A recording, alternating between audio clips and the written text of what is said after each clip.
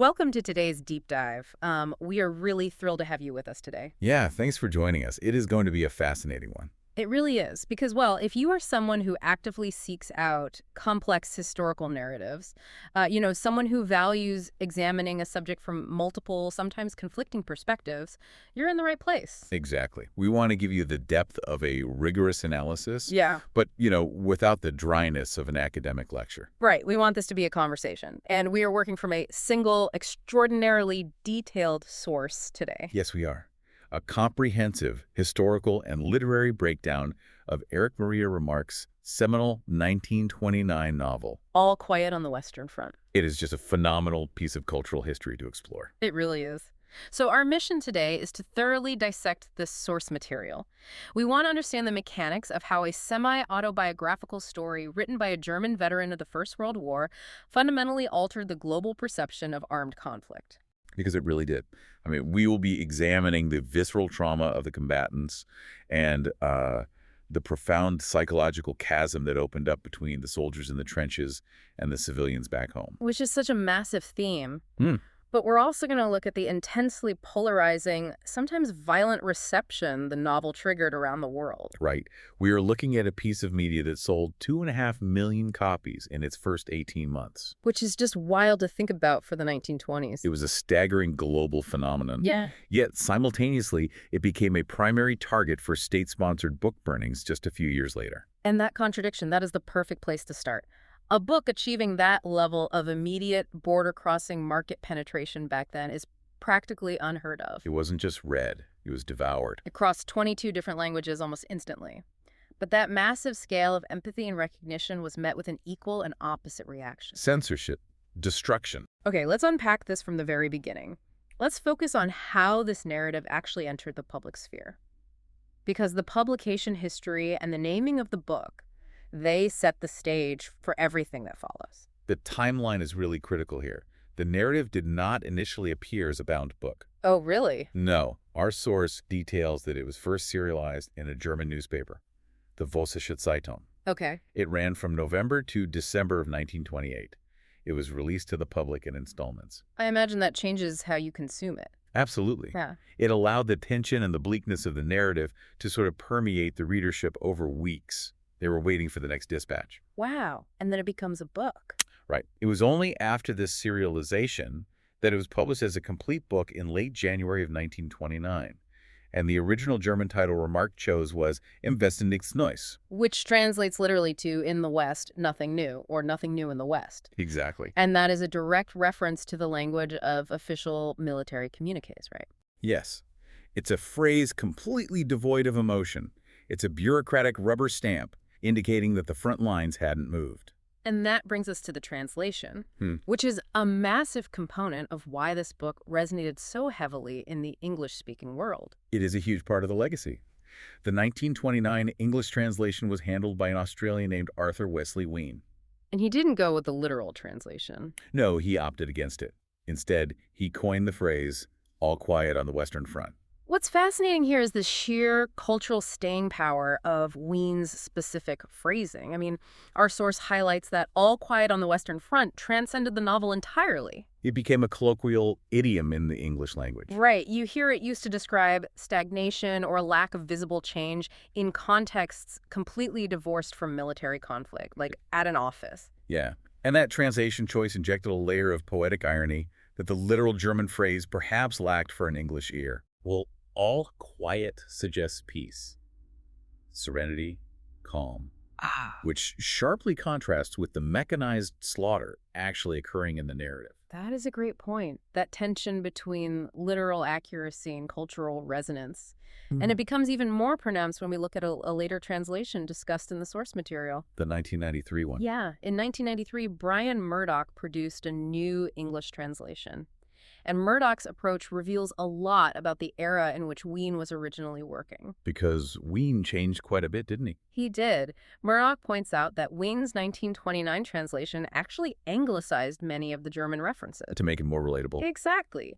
Wien altered the text to make it more digestible for an English-speaking audience, an audience who, let's remember, had just fought against Germany a decade prior. Right, the wounds were incredibly fresh. Furthermore, Wien expurgated the text. He censored it. He lessened the impact of certain visceral passages and omitted others entirely. And that softening of the text reflects the delicate post-war sensibilities of the 1920s, when he was translating a profoundly graphic and psychologically disturbing text. And he was giving it to a public that was still actively mourning its own massive losses. Yeah, people couldn't handle the raw reality yet. Murdoch's 1993 version, conversely, is completely unexpurgated. He puts it all back in. He restores the harshness, the specific German cultural markers, and the uncompromising brutality of Remarque's original prose. And within the text itself, Murdoch even translates the final fateful phrase more literally. He renders it as, "There was nothing new to report on the Western Front." But the source notes a brilliant detail about Murdoch's unexpurgated version. Oh, about the title. Yes. Despite dedicating his translation to undoing Wien's alterations and restoring the literal German intent, Murdoch chose to keep Wien's iconic title on the cover of his book. He kept all quiet on the Western Front. He did, and he stated in his foreword that he did so with gratitude. That is a remarkable concession from a purist translator. It really is. Murdoch recognized that Wien's phrase had achieved a cultural monumentality that could not and should not be erased. It forces you to consider how a single loosely translated phrase from a serialized German story in 1928 can fundamentally shape the global lexicon. Words have incredible power. When an English speaker hears "all quiet on the Western Front," they don't just process the word. No, they process the heavy, stagnant, suffocating weight of an entire generation trapped in the mud. And that stagnation perfectly mirrors the physical and psychological reality the characters are about to be thrust into. So let's look at the specific young men at the center of this narrative. The boys who lived it. Right. The source introduces us to the protagonist and narrator, Paul Bäumer. He is just 19 years old. Just a kid. Barely an adult. His peer group consists of his school classmates. There's Albert Kropp, Friedrich Miller, Lear, and a particularly reluctant student named Ludwig Bem. These are teenagers. They are barely out of their childhood bedrooms in a quiet German village. And the mechanism by which these 19-year-olds find themselves in the deadliest conflict in human history, that is one of Remarque's most vital critiques. Absolutely.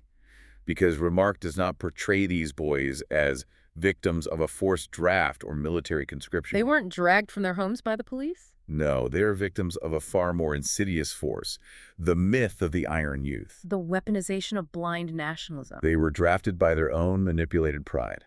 And the primary architect of that manipulation in their lives is their schoolmaster, Kantorek. Kantorek is such a crucial figure in the source. The text is very clear about his role. He doesn't hold a weapon. He holds a captive audience in a classroom. A position of immense trust. Yes, and he delivers these sweeping, romanticized speeches about glory, about duty, about the nobility of defending the fatherland. He is the one who brands them the Iron Youth. Remarque actually describes Kantorek acting in a way that cost him nothing. That is chilling. It is.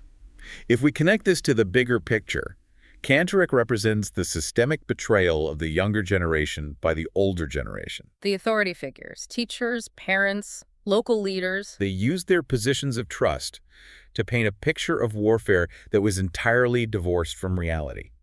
The mechanized reality of the 20th century was completely hidden from these boys. They sold a 19th century cavalry charge fantasy to kids who were about to face mustard gas and machine guns. Exactly. And the devastating effectiveness of this pressure, it's crystallized in the character of Ludwig Bem. Bem is a crucial inclusion here. According to the source, he's described as a plump, reluctant youth. You didn't want any part of it. Right. He is the singular voice of hesitation among Paul's immediate peer group. He doesn't buy into Kantorek's patriotic fervor. He actually attempts to resist the pressure to volunteer. But the social coercion is too strong. It is. The threat of being labeled a coward by his teacher, his friends. It ultimately breaks his resolve, so he volunteers alongside them. And Remarque delivers a crushing blow of tragic irony with Bem's fate. It's so hard to read. The one boy who saw through the illusion. The one who tried to resist the momentum of the Iron Youth propaganda. He is the first of the group to die. And the source details the horrific nature of his death. It's not heroic. Not at all. He is blinded during an engagement in no man's land. His comrades believe him to be dead, so they leave him behind. They abandon him. Yes. And the following day, they have to witness him wandering blindly and unconsciously across the shattered landscape. Just staggering around in the mud. Before any rescue can be mounted, he is shot and killed. That specific sequence completely shatters the facade of glorious sacrifice. There is no nobility in Bem's death. There is only chaos, blindness, and abandonment. And the boys' understanding of authority fractures even further after that. But it actually starts to crack earlier, when they leave Cantorec's classroom and enter the military training camp. Under the command of Corporal Himmelstos. Yes. Himmelstos serves as the perfect foil to Cantorec. Well, where Cantorec represented intellectual, patriotic authority, Himmelstos represents the petty, tyrannical authority birthed by military hierarchy. He wasn't a military mastermind before the war, was he? Not at all. In civilian life, the source notes, Himmelstos was merely the local village postman. The postman? But the military apparatus grants him the rank of a sergeant in the reserves. And that tiny infusion of power transforms him into a sadist. The source highlights that Himmelstos harbors a specific vindictive contempt for Paul and his friends. And it's precisely because they are educated, and because they knew him as the lowly postman back home. He resents them, so he subjects them to relentless, humiliating torture during their training. But the dynamic isn't entirely one-sided. No, it's not. The text introduces a character named Jaden. He was a locksmith before the war, and Jaden harbors a deep, simmering grudge against Himmelstos. He actively seeks ways to undermine or retaliate against him. And this interpersonal conflict in the training camp serves a specific narrative function. What does it show us? It demonstrates the complete flattening of civilian social structures. Education, background, prior social standing, they are rendered entirely meaningless. The military strips away the individual identity to create a compliant unit. Exactly. However, Remarque makes it clear that whatever petty tyrannies Himmelstos inflicts, they are utterly trivial compared to what awaits them when they finally board the trains. The transition from the training grounds to the actual Western Front is absolute whiplash. It's a complete shock to the system. Once they arrive, the patriotic send-offs, the squabbles with their former postmen, it all evaporates. The source details how Paul's group is fractured and scattered across different platoons. They aren't just with their schoolmates anymore. Right. They're integrated with a diverse cross-section of society. Frisian fishermen, laborers, peasants. The trenches become a great, horrifying equalizer. And in this environment, a new type of authority figure emerges. One completely divorced from the Cantorecs and Himmelstoses of the world. They meet Stanislaus Kaczynski. Cat. Cat is arguably the most vital figure in their survival. He really is. He's a recalled reserve militiaman, 40 years old, and a cobbler by trade in his civilian life. But in the trenches, he possesses this uncanny, almost instinctual ability to navigate the logistics of survival. He becomes their leader, their primary mentor, and essentially a surrogate father to this group of teenagers. And the knowledge Cat passes down isn't about military tactics. It's not grand strategy. No, it is purely about survival in an environment that is actively trying to consume them. Because, as the source points out, the overarching theme of this section of the text is that the primary enemy is not the French, British, or Russian armies. The enemy is war itself. The conditions are the antagonist. The source enumerates these conditions with brutal clarity. Remarque focuses heavily on the crushing monotony that occurs between the bursts of violence. The waiting. Yes, and the constant gnawing starvation. The sheer ingenuity required just to scavenge an extra ration. He also highlights the vulnerability of the new recruits. They arrive at the front with such inadequate training that their mortality rate is staggering. And above all, Remarque emphasizes the absolute supremacy of random chance. This is a huge point. You don't survive because you are brave. Or noble, or pure of heart. No. You survive because the artillery shell lands 3 feet to your left instead of 3 feet to your right. It completely dismantles the heroic narrative. Yeah. The battles they engage in often don't even have names. They are fighting over obliterated, unrecognizable patches of mud. Gaining a few yards at the cost of hundreds of lives. Only to lose that same ground the following week. It is the purest definition of absurdity. And this environment forces a radical psychological adaptation. The source points to a specific quote that encapsulates this transformation beautifully. What does Paul say? Paul observes, "We are not youth any longer. We don't want to take the world by storm. We are fleeing from ourselves, from our life. We were 18 and had begun to love life and the world, and we had to shoot it to pieces." Wow. They are forced into a premature, cynical senescence, an old age before they even lived. And the necessity of that emotional detachment is perfectly illustrated in the source through the subplot involving Franz Kemmerich. This is a really tough sequence. Kemmerich is one of Paul's original 19-year-old classmates. Early in the narrative, he suffers a severe leg wound that requires amputation. He is lying in a chaotic medical clearing station, slowly succumbing to infection and death. His friend, Miller, visits him, but Miller's focus is intensely drawn to Kemmerich's boots. Right. And to a reader approaching this from the comfort of civilian life, Miller's fixation on the boots while his childhood friend is dying appears sociopathic. It seems indicative of a complete loss of humanity. It does.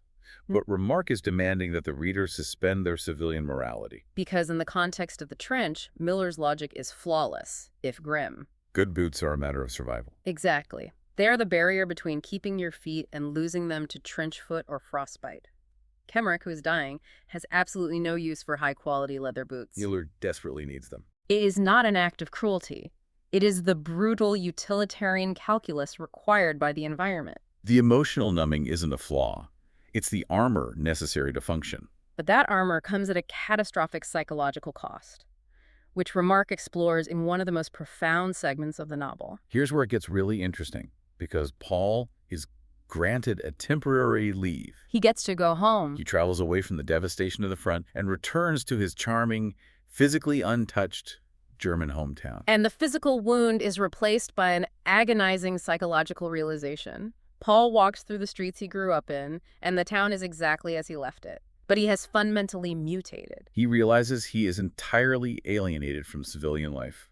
The source quotes his internal monologue, noting his feeling that he does not belong here anymore. It is a foreign world. The depth of that alienation is explored through his attempts to reconnect with his past identity. He retreats to his childhood bedroom. Right? Yes.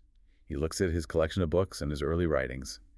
These objects previously defined his intellect and his aspirations. But they mean nothing now. The trauma he has endured acts as a corrosive agent. His passion for literature, his intellectual curiosity has been entirely erased. He cannot bridge the gap to the boy who read those books. And the isolation is compounded by his interactions with the townspeople.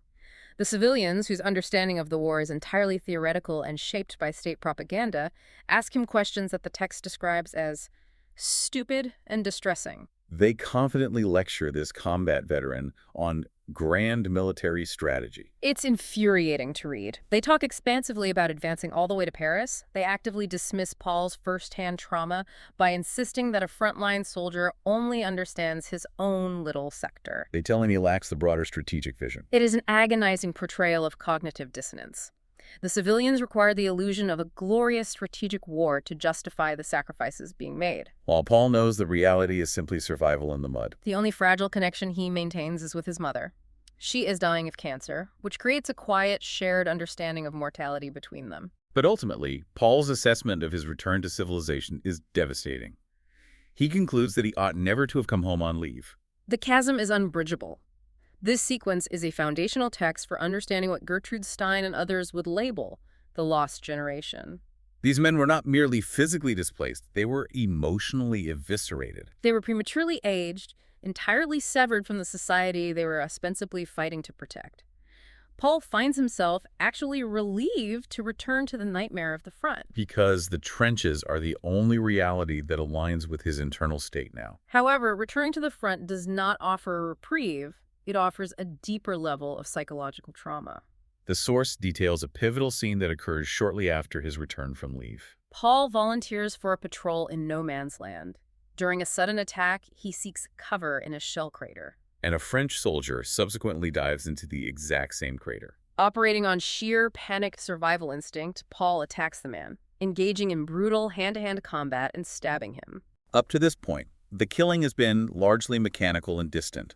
Artillery shells, rifle fire across a field. But this is violently intimate. Paul is trapped in this crater for hours under heavy bombardment. He is forced to sit inches away from the man he has just mortally wounded. He watches the French soldier die slowly, in agonizing pain. This is the moment the abstract concept of the enemy completely disintegrates. Paul is forced to confront the absolute humanity of the man he killed. He actually goes through the man's pockets, finding pictures of his family. The source notes that Paul is overwhelmed with profound remorse. to the extent that he physically begs the corpse for forgiveness. The ideological justifications for the war evaporate in that crater, leaving only the reality of one man murdering another. He eventually manages to return to his own lines. He confesses the event to Kat and Albert. And they offer the grim comfort of the trenches, assuring him that killing is simply the nature of the war and his reaction was unavoidable. But the text makes it clear that a vital psychological boundary has been crossed. Paul's internal collapse mirrors the broader macro collapse of the German war effort, as the narrative pushes into its final acts. The pacing of those final chapters is a masterclass in relentless attrition. The source outlines the late war context seamlessly. The German army is effectively broken. They receive a brief, surreal reprieve when assigned to guard a supply depot in an occupied French village.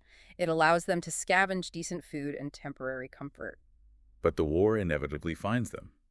During an evacuation under artillery fire, both Paul and Albert Kropp sustain injuries. They are transported on a medical train to a Catholic hospital deep behind the lines. Here, Remarque illustrates the divergent fates of the wounded. Albert Kropp, who earlier in the novel was characterized as the clearest thinker among the classmates, he develops an infection. And it requires the amputation of his leg, fundamentally altering his future. Paul, however, eventually heals from the shrapnel wounds to his arm and leg. He is classified as fit for duty and fed right back into frontline machinery. What Paul returns to is a military apparatus operating on pure fatalistic momentum.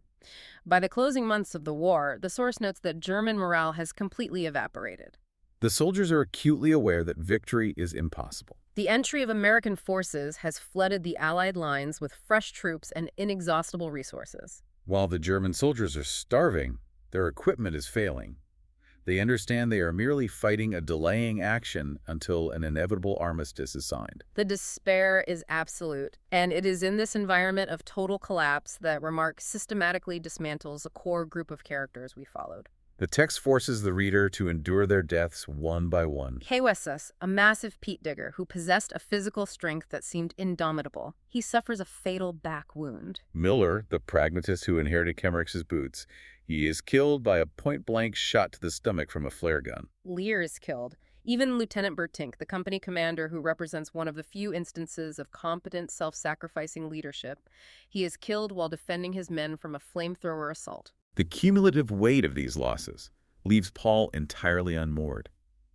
But the definitive, fatal blow to his spirit is the death of Kat. Kat, the ultimate survivor. The father figure who guided them through the unimaginable. When Kat is killed, Paul's connection to the world is finally severed. The text describes Paul in the late summer of 1918 as having no hope for the future. He recognizes that peace is imminent, but he feels his generation has been too deeply scarred to ever reintegrate into life. He views himself and his surviving peers as empty vessels. Which brings us to the haunting conclusion of the narrative. It is October 1918. The war is weeks away from its official end, and Paul is killed. The source provides a chilling detail regarding the circumstances of his death. He is killed on a day that was otherwise remarkably peaceful across the front lines. And the bureaucratic military situation report for that specific day contains only a single dismissive line. All quiet on the Western Front. The juxtaposition Remarque employs here is devastating. The military bureaucracy registers the day as uneventful, a statistical flatline. Yet, on that uneventful day, the entire universe of the protagonist is extinguished. The immense suffering, the lost potential, the complete erasure of a human soul. It is all reduced to a footnote of nothing new to report. The source also emphasizes the physical description of Paul's body. His face bore a calm expression, as though almost glad the end had come. The war had successfully dismantled him piece by piece, long before the final physical blow was struck. It is a profoundly bleak, unsparing conclusion. And it is precisely this unflinching dedication to the grim reality of the combatant that cemented the book as a masterpiece. However, when a text dismantles national myths with such precision, the real-world fallout is inevitable. Right. Let's shift our focus to the immense, polarizing reaction the book generated upon its release. This raises an important question. We must examine how a novel that resonated so deeply with millions of veterans who felt their specific trauma had finally been articulated could simultaneously provoke a violent, institutional backlash. Remarque himself stated his goal was apolitical. He wrote that he simply wished to describe a generation destroyed by a war, even though it might have escaped its shells. But in the volatile political climate of the Weimar Republic, An apolitical stance on the war was often interpreted as an active assault on national identity. The source outlines that the most ferocious criticism originated from within Germany itself. Various nationalist factions, and significantly the rapidly emerging Nazi Party, viewed the novel as a direct denigration of the German war effort. They argued that Remarque's focus on fear, starvation, and the perceived pointlessness of the conflict was a deliberate exaggeration designed to propagate a pacifist, anti-national agenda. To understand the intensity of this backlash, we have to look objectively at the historical context of a defeated nation attempting to reconstruct its self-worth. Now, just to be clear, we are simply reporting on the historical viewpoints presented in the source text here. We're looking at how different factions reacted, not endorsing them. Absolutely. We are maintaining strict impartiality. Looking at the history, for political factions relying on the myth of an undefeated German army betrayed by politicians, the stab-in-the-back myth, a wildly popular book asserting that the war was a meaningless meat grinder, was an existential threat. When the Nazi Party seized power in 1933, All Quiet on the Western Front was among the very first works targeted as degenerate. It was thrown into the fires during the infamous public book burnings. And the suppression began even before the book burnings. The source details the reaction to the 1930 American film adaptation. When the film, which had won Academy Awards, was screened in Germany, it was met with coordinated violence. Nazi-organized mobs attacked theaters. They released stink bombs and mice into the aisles. Mice! Yes, to create panic. And they physically assaulted audience members. Wow. As Germany began its remilitarization efforts in the 1930s, the book was officially banned. It was deemed counterproductive to the psychological preparation necessary to conscript a new generation of iron youth for the next conflict. However, the source material is careful to note that the criticism of the novel was not exclusively the domain of the extreme political fringe. There were other viewpoints. There were specific, granular critiques from various sectors of society that provide a wider lens on how the text was received. For instance, the source details what we can categorize as the medical critique. Yes, the perspective of Dr. Karl Kroner is fascinating. Dr. Kroner was deeply troubled by Remarque's portrayal of medical personnel. Throughout the novel, doctors and orderlies are frequently depicted as overwhelmed, callous, or actively negligent toward the wounded frontline soldiers. And again, remaining impartial here, we are just looking at Kroner's historical argument. Dr. Kroner's critique was not merely about defending the honor of the medical profession domestically. He possessed a specific geopolitical anxiety. The source provides his direct reasoning. Kroner feared that international readers would assume that if German doctors treated their own soldiers with such inhumanity, they would be capable of monstrous acts against prisoners of war or occupied populations. He was concerned the novel would reignite the vicious anti-German propaganda and stereotypes that had dominated the war years, things that were finally beginning to cool by 1929. Alongside the medical concern, there was what the source frames as a patriot critique. This viewpoint is represented in the text by a fellow patient who was recovering in a military hospital in Duisburg alongside Remarque. This individual strongly objected to Remarque's consistently bleak portrayal of the soldiers' motivations.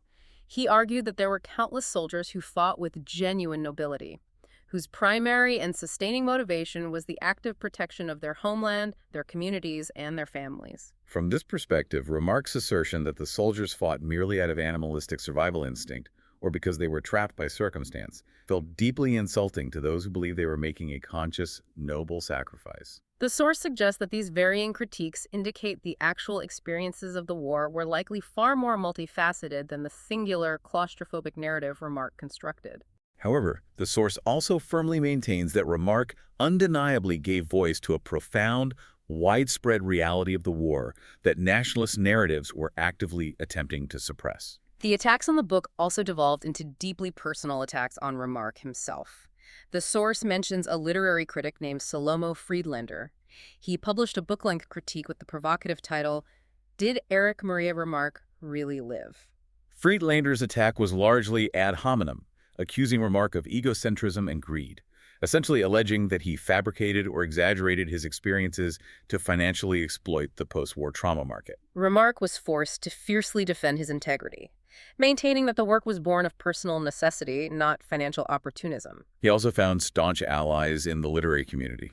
The journalist and writer Kurt Tucholsky responded to Friedlander's attack with his own satirical piece titled, Did Minona really live? Minoma. Yes, utilizing Friedlander's well-known pen name, spelled backwards. The novel effectively turned the Weimar literary scene into a battlefield of its own. And the censorship extended far beyond Germany's borders. The source catalogs how the book was banned from military libraries in Czechoslovakia, banned for soldiers in Austria in 1929, and its Italian translation was banned outright in 1933. Across Europe, military and authoritarian structures recognized the danger of a text that so effectively stripped the glory from warfare. Yet, despite being banned, burned, and fiercely debated, the text proved indestructible. It survived to leave a century-long legacy. Remarque himself continued to explore the themes he established. The source notes he authored 2 sequels. The Road Back, published in 1931. It directly addresses the aftermath of the Treaty of Versailles, following surviving characters as they face the seemingly impossible task of reintegrating into a fractured civilian society. And he followed this with 3 Comrades in 1936, delving deeper into the long-term psychological and economic fallout of the Weimar era. Together they form a thematic trilogy. But it is the sheer volume and prestige of the visual adaptations that truly cemented All Quiet on the Western Front in the global consciousness. We previously mentioned the 1930 American film directed by Louis Milestone. That secured 2 Academy Awards, including Best Picture. Nearly 50 years later, Delbert Mann directed a 1979 television adaptation that won both a Golden Globe and an Emmy. And most recently, the 2022 German-language adaptation directed by Edward Berger dominated the award circuit, securing 4 Academy Awards and 7 BAFTAs. The necessity to repeatedly adapt this story for new generations speaks to its foundational nature, but the source also outlines its permeation into unexpected cultural avenues. Like the comic book. Yes, it was adapted into a comic book format in 1952 as part of the Classics Illustrated series. It has seen numerous high-profile audiobook productions, a dedicated BBC radio play in 2008, and it even inspired a 1982 song by Elton John and Bernie Taupin bearing the same title. It is inextricably woven into our cultural fabric, and the reason for this enduring relevance is beautifully articulated in the source by historian Mitch Horowitz. What does he point out? In his introduction to a recent digital publication of the novel, Horowitz highlights a specific quality of Remarque's writing. He argues that Remarque's strictly ground-level focus on the combatants is what grants the novel its timeless power. Because he deliberately ignores the macro politics, the diplomatic treaties, and the grand strategies of kings and generals. Horowitz rightly compares Remarque to classic chroniclers of the human condition in warfare, placing him alongside figures like Plutarch, Stephen Crane, and Ernest Hemingway. By isolating the narrative within the mud of the trench and the internal psychological landscape of the individual soldier, Remarque bypassed the historical specifics of the First World War. The diplomatic disputes that ignited the conflict are largely forgotten by the general public today. But the terror of artillery fire and the trauma of the crater remain universally understandable. So, what does this all mean for us? Examining this text nearly a century after its publication, taking all of these threads from the source material, the translation history, the psychological breakdown of the characters, the fierce political backlash, and its enduring legacy. This deep dive reveals the novel as an uncompromising masterclass in empathy. It demands that we look past the sanitized, top-down view of historical events. It forces us to ask when the official historical record simply states, all quiet, whose silence is actually being recorded, and what was the true individual cost of that silence. The underlying mechanism here is the absolute necessity of critical thinking. The novel endures as a warning against the Cantorex of the world.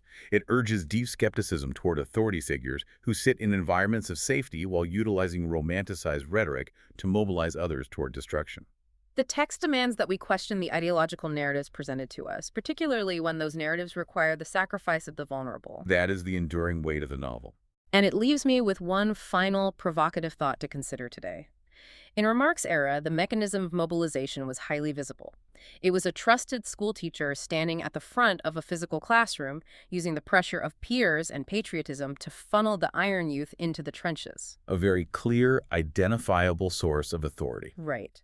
But if a modern equivalent of the Iron Youth were being mobilized today, perhaps not for a literal trench war, but toward intense ideological division, radicalization, or conflict, who or what serves as their Cantorac? That is a terrifying question. It is likely no longer a person at a podium. We must consider if the new Cantorac is an invisible algorithm. A meticulously curated digital ecosystem designed to bypass critical thought, manufacture outrage, and romanticize extreme ideologies without the user ever realizing they are being drafted. The technology has evolved. But the vulnerability of the human mind to safe, unseen authorities remains the real, timeless warning at the Western Front. Thank you for joining us for this extensive exploration. Keep challenging the official narratives. Keep seeking out the ground-level human experiences behind the statistics. And above all, keep exploring. We will catch you on the next deep dive.